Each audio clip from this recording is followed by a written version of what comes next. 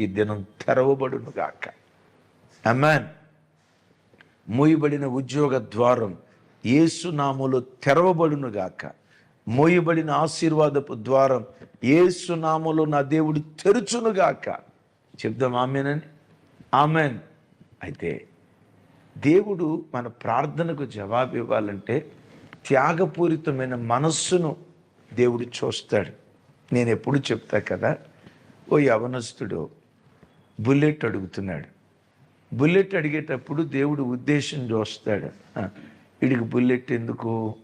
ఆడి మనసు లోపట నాకే గనక బుల్లెట్ ఉంటే మా వీధి చివర బుల్లెట్ కిక్కు కొట్టి డుగ్ డుగ్ డుగ్ డుగ్ డుగ్ డుగ్ డుగ్ అని బండి మీద పోతూ ఉంటే మా వీధిలో ఉన్న ఆడపిల్లలందరూ వచ్చి నన్ను చూసి గ్రీకు వీరుడు, నా రాకుమారుడు అని ప్రజలు అనుకుంటా ఉంటే, అబ్బా ఆ కిక్కే వేరు కదా దేవా, నాకు అర్జెంటుగా నాకు బుల్లెట్ ప్రభువా.